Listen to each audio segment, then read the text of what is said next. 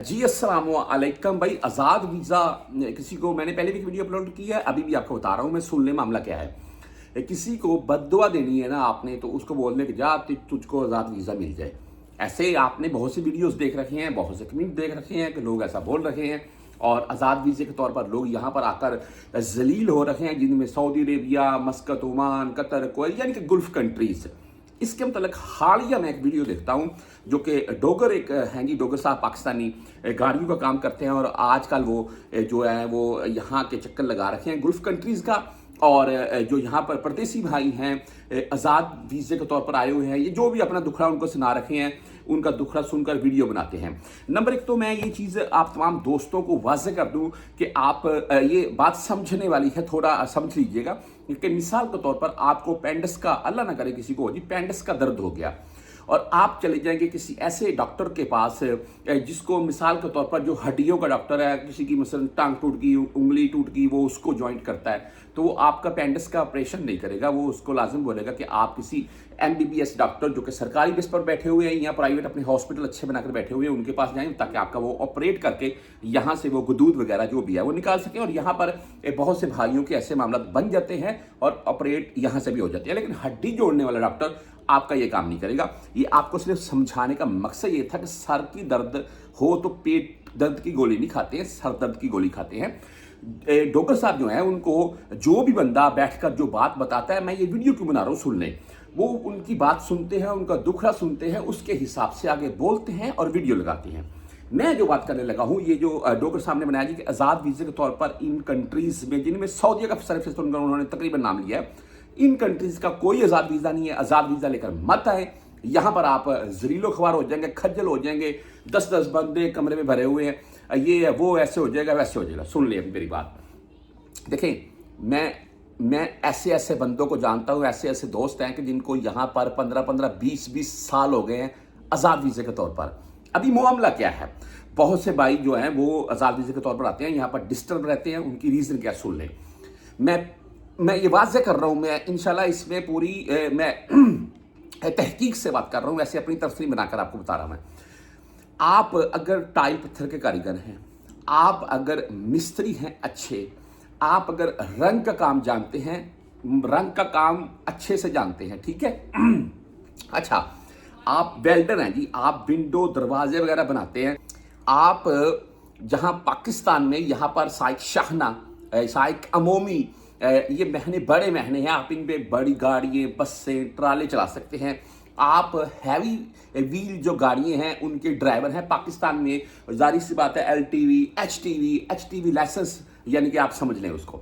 अच्छा, उसके बाद आप किसी हैवी मशीनरी के ऑपरेटर हैं, आप अच्छे इंजीनियर हैं जो कि तजर्बाकार हैं, तो आप अगर आज़ाद वीज़ा लेकर आते हैं सऊदीया का, तो आप कभी भी मार नहीं खाएंगे। एक मैं मिसाल दे रहा हूं आपको, सुन लीजिएगा।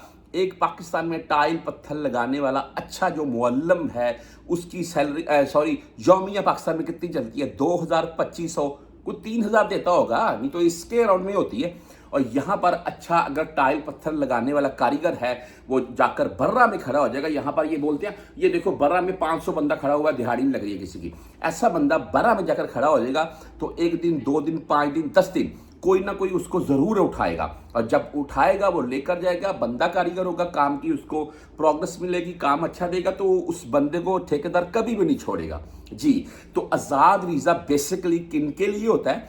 उन बंदों के लिए होता है जो कि अच्छे कारीगर हैं, अच्छे मुअल्लम हैं, आके यहाँ पर अपना कफील से बातचीत करके, बाहर काम करके अपना 2-4-5 हज़ार रियाल मंथली कमा सकें, ना कि किसी कफील कंपनी के अंडर फंस जाए जो कि 1 साल के बाद या 2 साल के बाद इकामे भी नहीं लगाती हैं, सैलरी टाइम से नहीं देते हैं। और आप 90% देखेंगे यहाँ पर बंदे, 90% बंदे देखेंगे जो कंपनियों के अंडर में काम करते हैं और उनके इकामे एक्सपायर हैं।